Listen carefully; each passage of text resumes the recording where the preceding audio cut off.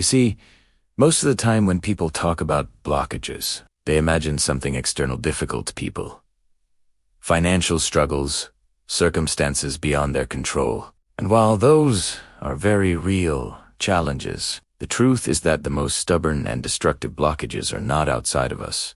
They are within us. They are woven into our own patterns of thinking, the subtle whispers of doubt, fear, and self-sabotage that we carry like invisible chains. These negative forces don't announce themselves loudly. Instead, they quietly limit what we believe is possible, convincing us that we are not enough, not capable, not worthy of more. Negativity often disguises itself as caution or even wisdom. We tell ourselves, "I'm just being realistic," when in fact, what we are doing is protecting ourselves from growth. Our mind creates scenarios of failure before we have even begun. It convinces us that stepping forward is too risky, that remaining in the comfort of the familiar, even if that familiarity is painful, somehow safer than embracing the unknown. These are the blockages I'm talking about. Not the obstacles outside of you, but the internal resistance that stops you before you even take the first step. What we don't realize is that negativity is not just a thought. It's an energy. When you dwell in fear, resentment, or doubt, you are not simply experiencing emotions, you are creating vibrations that ripple through your body, your mind, and even the environment around you. Science confirms this. Prolonged negative thinking weakens the nervous system, clouds the clarity of the mind, and even suppresses the immune system. Philosophically, it binds your spirit. It anchors you to a lower state of being. One that is reactive instead of creative, one that is confined instead of free. So how do we begin to break these chains? The first step is awareness. You cannot free yourself from what you cannot see. Begin to notice the language of your thoughts. Ask yourself, when you face an opportunity, do you immediately imagine what could go wrong? Or do you open yourself to the possibility of what could go right? Do you constantly replay past mistakes? Or do you allow yourself to carry forward the lessons instead of the wounds? Awareness creates a mirror, and in that mirror you begin to recognize the patterns that no longer serve you. The second step is choice. Many people underestimate the power of choice because they assume thoughts are uncontrollable, like clouds drifting across the sky. And yes, you cannot always stop the first thought that appears, but you always have the power to decide whether you feed it or let it pass. You can choose to amplify the voice of doubt, or you can choose to nurture a different voice, the voice of courage, of belief, of possibility. Every single time you make that choice, you weaken the chains of negativity and strengthen the muscles of mental freedom.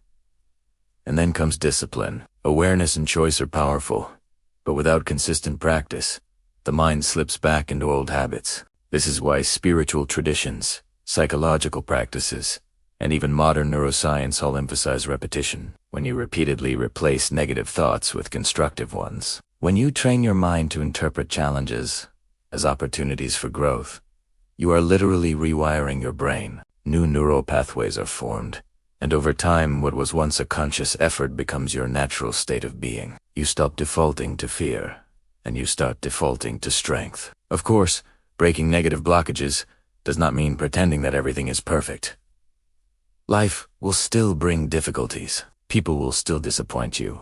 Plans will still fail. But the difference is in how you interpret these moments. A negative mind sees failure as proof of limitation. A liberated mind sees failure as feedback, as information, as a stepping stone. This shift in perspective transforms not only how you experience setbacks, but also how quickly you rise from them. Think of it like carrying a heavy weight chained to your ankles. For years, you may have walked slowly, believing this was your natural pace. But once you release the chain, suddenly you realize how fast, how freely, how gracefully you can move. This is what happens when you break free from negativity. It is not that life suddenly becomes easy, but that your spirit becomes light, unburdened, and ready to move in alignment with your highest potential. So I want you to ask yourself right now, what is the one negative thought that has been running through your mind most often? What is the story you keep telling yourself about your limits, your failures,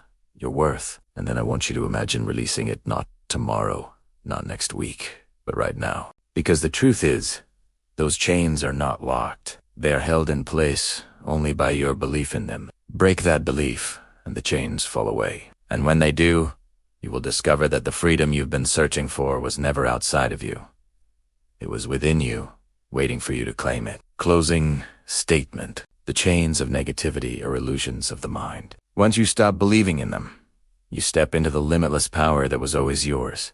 When we talk about awakening and balancing the chakras, we are not speaking about something abstract or mystical that has no relevance to daily life. We are talking about an ancient system of understanding human energy that connects directly to how we think, how we feel, and how we live. The chakras are like energy centers, 7 gateways through which life force flows within us. If these gateways are open and balanced, the flow is smooth, and you experience clarity, vitality, and inner harmony. But if they are blocked, distorted, or neglected, you feel it in every part of your being, mentally, emotionally, even physically. Now, some people dismiss chakras as symbolic, and indeed, they are symbolic. But symbolism itself has power. The chakras represent fundamental dimensions of human life survival: creativity, power, love, expression, intuition, and higher consciousness. Whether you look at them spiritually or psychologically,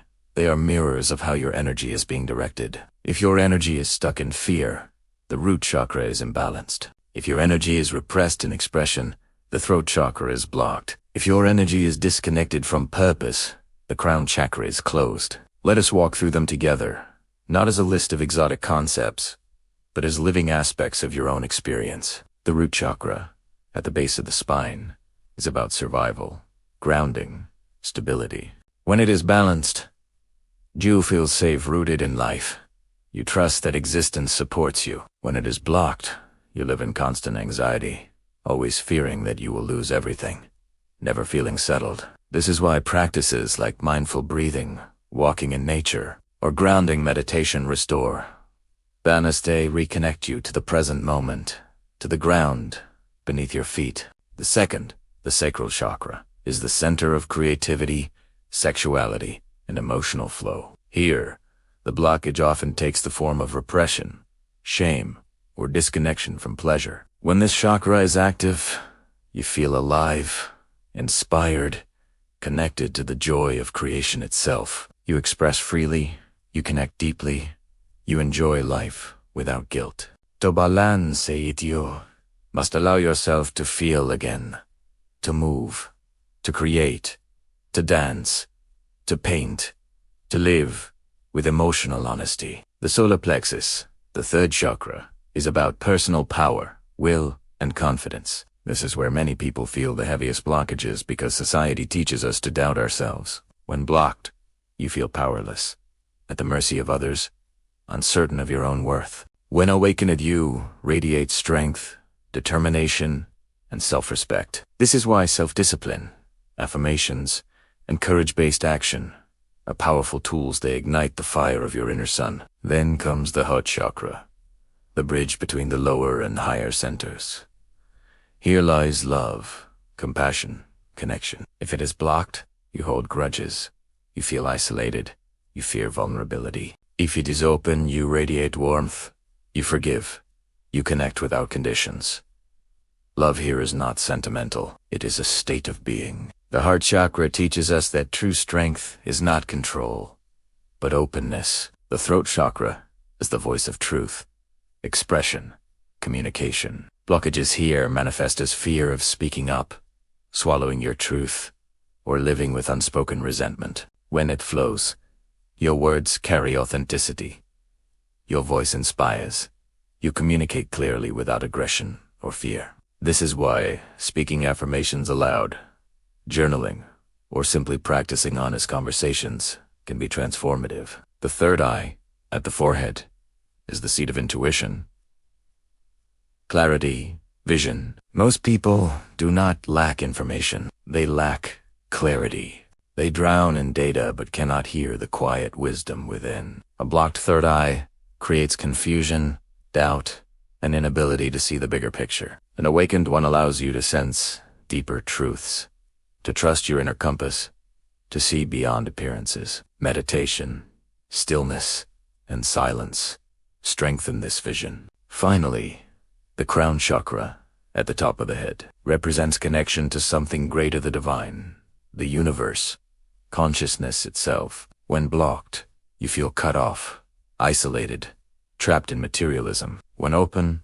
you feel aligned, guided, at peace with existence. Balancing the crown chakra is not about believing in a particular religion. It is about realizing that you are part of a greater whole and allowing that awareness to fill you with humility and wonder. Now, here's the key.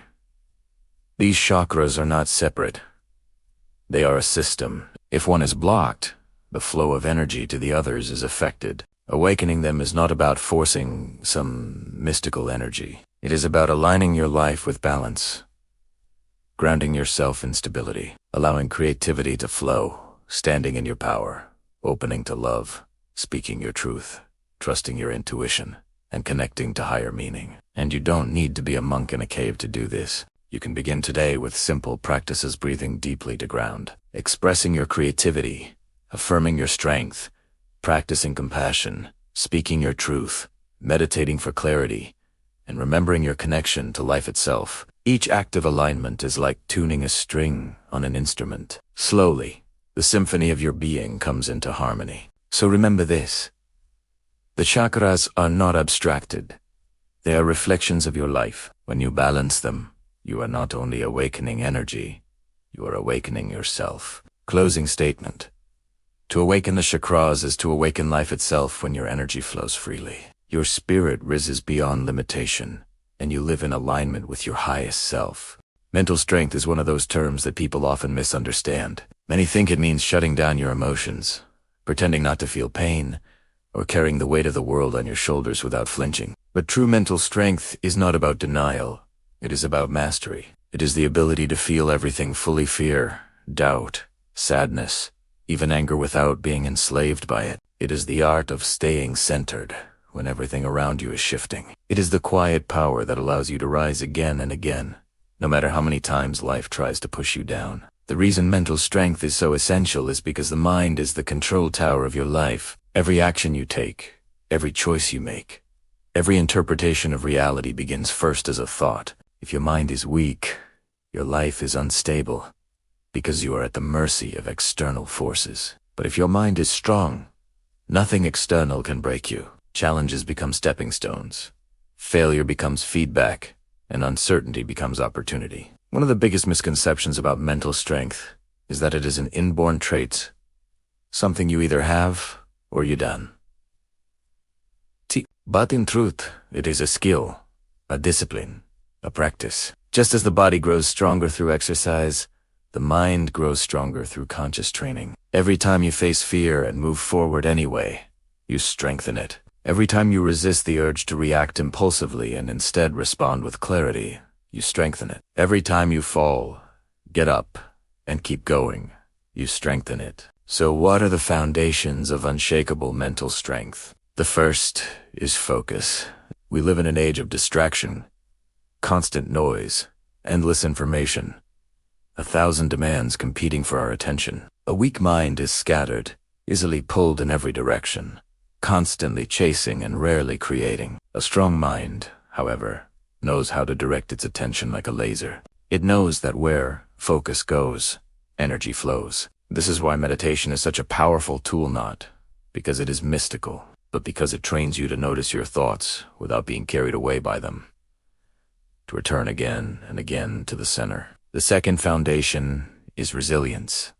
Life is unpredictable. No matter how carefully you plan, there will be setbacks, losses, disappointments. A weak mind crumbles under these pressures, interpreting every failure as final. A strong mind interprets failure differently, not as the end, but as part of the process. It reframes pain as a teacher, and in doing so, transforms adversity into strength. Think of the strongest people you admire. None of them became who they are because life was easy. They became who they are because they met difficulty with determination and turned wounds into wisdom. The third foundation is emotional mastery. Mental strength does not mean suppressing emotion.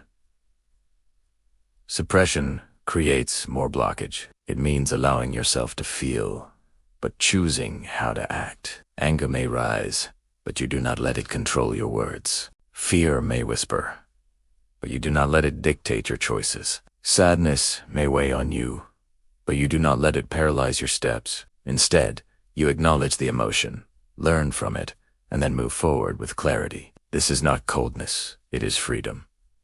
The fourth foundation is self-belief. Without it, even the strongest strategies collapse. A weak mind doubts constantly, second-guesses every move, and sabotages itself before it even begins.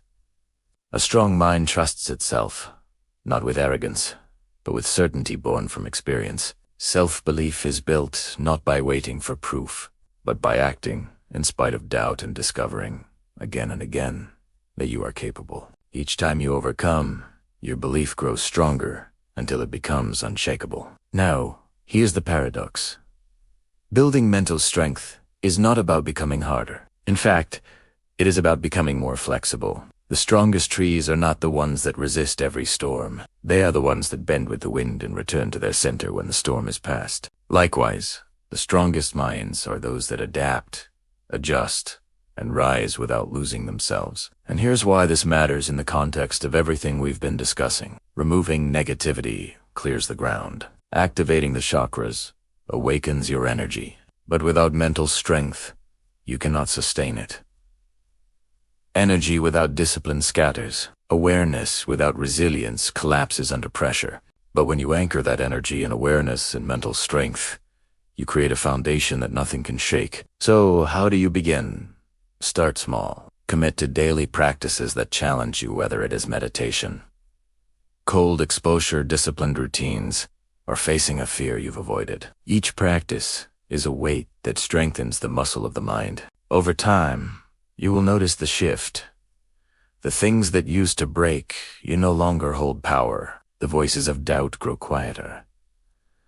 The chaos of the world no longer shakes your inner calm. You become steady, focused, unshakable. And that is the gift of mental strength. It does not eliminate life's storms, but it ensures you are never destroyed by them. True mental strength is not the absence of struggle, it is the power to rise above it, again and again, until nothing within you can be shaken by what happens outside of you. By now, you can see the pattern. Removing negativity clears the path. Awakening the chakras activates the flow of energy. Building mental strength stabilizes that flow so it doesn't scatter or collapse under pressure. But the question remains, what do you do with all of this energy once it is free, alive, and steady within you? Because energy by itself is not enough. Without direction, it becomes chaos. Without purpose, it becomes wasted potential. Transformation happens only when you channel that energy into something greater, into power and purpose. We often misunderstand.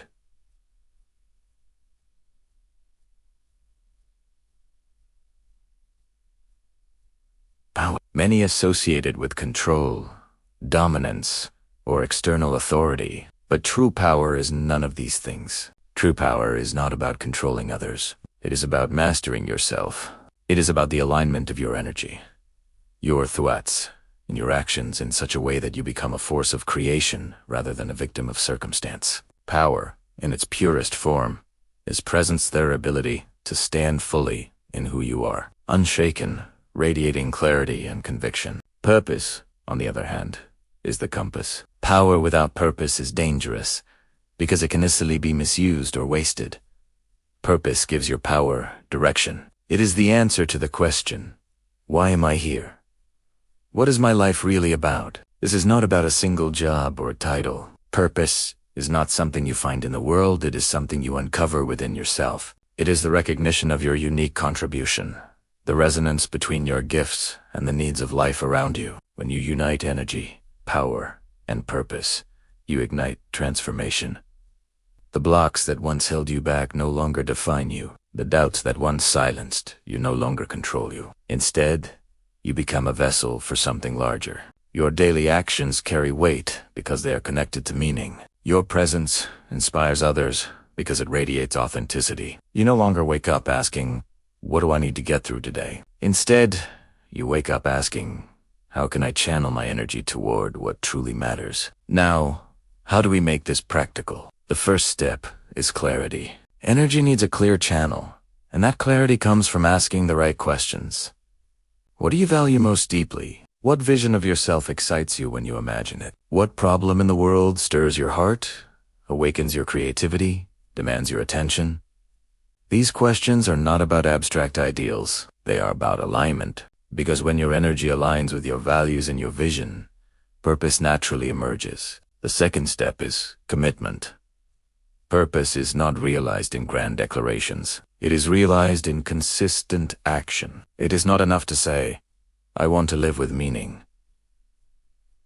You must live it daily. Every choice becomes a chance to align or to drift. Every action either strengthens your purpose or weakens it. Mental strength ensures you stay steady. Awareness ensures you remain clear. But commitment ensures you move forward. The third step is contribution. Purpose is never just about you. It always expands into something larger. When you transform your energy into power and your power into purpose, you inevitably impact others. It may be through your work, your art, your relationships, or simply the way you show up in daily life. The energy you radiate becomes contagious. People feel Italiano. They are inspired by it. And in this way, your transformation becomes a spark for the transformation of others.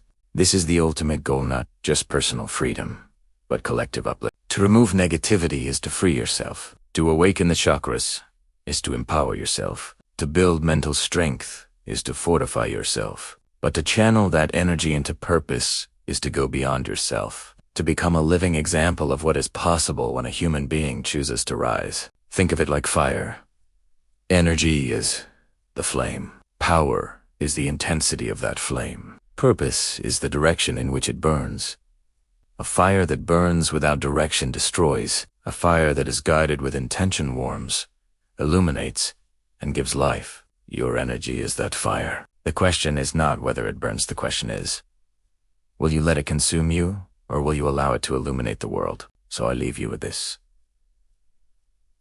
Energy without purpose is noise.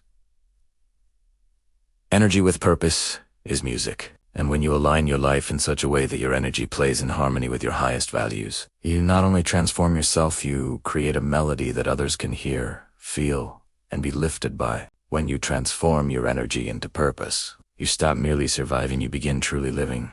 And in doing so, you become the spark that lights the way for others.